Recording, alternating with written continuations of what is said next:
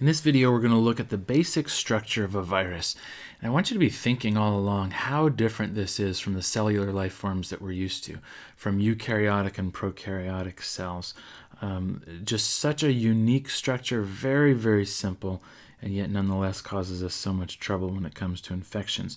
So as we talk about structure, we're going to talk about what kind of nucleic acid genomes viruses can have. We're going to talk about the protein coating around that genome called the capsid. Both of these are required elements. You have to have a nucleic acid, you have to have a capsid to be a virus. Some viruses also have some bonus materials in the form of an envelope or some enzymes. And so we'll look at some of those bonus materials as well. Let's start with the nucleic acid genome, then we'll look at the capsid, talk about the envelope and some of those enzymes. I'm going to give you some specific examples here as well to hopefully help your brain to kind of latch on to these different kinds of viruses and the different virus genomes. And we do talk about them like this. We'll say, for example, varicella zoster, that's a double-stranded DNA virus. Double-stranded DNA is the normal genome in the cellular world, though it's not necessarily the normal genome in the viral world. Varicella zoster is what we call the chickenpox virus, and it causes the disease chickenpox, like you see this poor kid with all these little pock marks all over him that itch like crazy. Not too big of a deal in children. Fever, this rash with these pocks that drives you nuts for a few days. Very, very contagious. If it happens in adults, however, it tends to be more serious, can lead to arthritis, for example. And so we really want to make sure that kids have either experienced the illness, my generation, right? Mom sent you down the street to play with the neighbor kid who had chicken pox so that you would get it at a time in life when your body can handle it really well. Or in more recent generations, there's a very effective vaccine available. And so many of you may have had the vaccine and never had to experience chicken pox. That's wonderful. In either case, we want to make sure you're protected so that as an adult, you don't pick up chicken pox. This is an example of a double-stranded DNA virus. A single-stranded DNA virus, that's a weird idea, right? The idea of a single strand of DNA acting as a genome. It doesn't exist in the cellular world, but in viruses it's not too unusual. This little girl here has something called parvovirus B19. You may have heard of parvovirus in terms of dogs. Dogs can get parvo, we call it.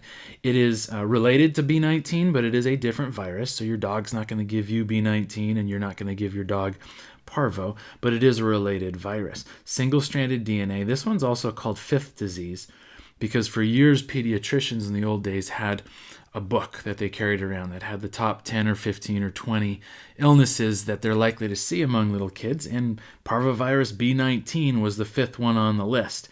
And for whatever reason, that didn't have a better name, and instead of saying this mouthful parvovirus B19, they just called it fifth disease. Also sometimes called slapped cheek syndrome. You can see why in this picture. And sort of like the chickenpox virus with kids, relatively mild, fever, rash, goes away pretty much on its own with no complications. In adults, however, arthritis is a potential complication. So we want to make sure kids have had it so they don't get it as adults. And in fact, most of us have had it. We probably didn't even know it. Probably your mom kept you home from school for a day or two, and then you got on with life and you never had it diagnosed, but it was likely B19. So a single-stranded DNA virus. Equally weird would be a double-stranded RNA genome, right? In the cellular world, that doesn't exist, but hey, we're talking viruses here, all bets are off. Rotavirus, very, very important virus, causes severe diarrhea in children, primary cause of severe diarrhea in children globally. And in fact, as of a few years ago, it was the primary cause of death in kids under age 6 globally. This is a really important virus. There is a vaccine available. We don't give it as a routine vaccine here in the United States because with diarrhea, our kids usually don't get dehydrated here in the United States. They can take Imodium or Pepto. We have rehydration. We have urgent care we can go to quickly if we get really dehydrated. It's in rural areas that this becomes a serious danger. Rural areas globally, poor areas where the water supply is also the wastewater elimination supply, right? So if everyone's toilets are emptying into the local river, but we're also cooking and cleaning and doing the wash in the local river. One kid gets rotavirus, and pretty soon every kid in the village has it, and we don't have Pedialyte, and we don't have Pepto, right? And so it poses a pretty significant risk of dehydration and potentially of death. So vaccines are available in those regions of the world, but double-stranded RNA viruses are not all that uncommon. And then single-stranded RNA viruses are very important. One of the most important is going to be the influenza virus, and there's actually a whole set of different influenza viruses. It's important that you don't get influenza, what we call the flu, mixed up with what some people like to call the stomach flu, right? Influenza virus, true flu, is a lower respiratory infection, not a gastrointestinal infection. Yes, in the beginning of a flu infection, someone might vomit or have some nausea. Especially in younger kids, they sort of vomit for just about any infection. But influenza does not go after your GI tract, and so that should not be a primary symptom of an influenza infection. Why is this important? Well, I can give you an example. I remember a woman at church once complaining to me that she was never going to get the flu shot again because she got the shot and didn't matter because she spent the whole weekend on the pot with diarrhea and vomiting. Well, in her mind, the influenza vaccine should have given her protection from what we call stomach flu, which is probably just a food poisoning type infection. And they're not related at all. And so there's this misconception about what the flu is. And it's important that we call influenza, this lower respiratory infection, and we call what people like to call stomach flu, we actually call that gastroenteritis, or a stomach bug if you need something a little more casual to say, but calling it stomach flu just perpetuates this misconception. So nucleic acids can be single or double-stranded, they can be RNA or DNA. You're not going to have both like you would have if you opened up a human cell. You'd find a DNA genome with all sorts of RNA doing various functions. You're not going to find that inside a virus. Okay, the capsid's important. In fact, it's important enough. I'm going to give you a separate video lecture on that in just a few minutes. But the capsid is the geometrically shaped symmetrical protein coat that surrounds the nucleic acid. And the individual subunits of the capsid are called capsomeres. Let me just tell you that historically students get capsid and capsule mixed up. Do whatever you got to do to burn it into your brain that a capsid is a structure associated with viruses and the capsule is a structure associated with bacteria. So in a subsequent video, we're going to talk about symmetry, and symmetry just comes back to the geometric shapes formed by the capsid. Now, nucleic acid and capsid are both required equipment. Every virus has to have them. An envelope is optional. Some species have it, like influenza, or in this case, this herpes virus. Other species do not have it. If a species requires it, they absolutely require it. It's not optional from their perspective. Probably half, that's just a rough guess, of all the viruses that infect human beings are enveloped. And so they are, in fact, an important variation on the theme that you need to be familiar with. The non-enveloped viruses, we usually refer to them as naked viruses. So a virus that has an envelope, like influenza or herpes or a variety of others, it's really just a phospholipid bilayer membrane that came from the previous host as it was exiting that host. It stole some of that membrane. Why does it do that? Very likely because the surface molecules, the carbohydrates and some of the proteins look like self, meaning they look like the host, and it may actually mask the virus for a little while, give it some advantage against the immune system. The point of the immune system is to distinguish self from non-self. And so having this membrane wrapped around it may confuse the immune system for a little while. However, because that interface between the membrane and the next host cell, between the envelope and the next host cell, requires some kind of attachment interaction, before an enveloped virus leaves the host cell, it actually has to put some of its own glycoprotein spikes, we call them, into that membrane. Spikes are glycoproteins used primarily for attachment. We'll see that influenza and some other viruses also have an additional protein spike called neuraminidase. We'll talk about what its role is. Those spikes are also sometimes called surface antigens, because they are the only molecules that your immune system can recognize as non-self. So we will call these spikes, but we will also refer to them as surface antigens. Okay, so required equipment. You got to have nucleic acid genome. You've got to have a capsid.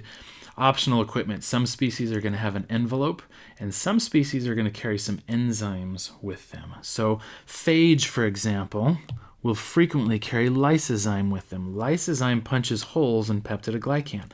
That very likely helps them to inject their nucleic acid into a bacterial cell.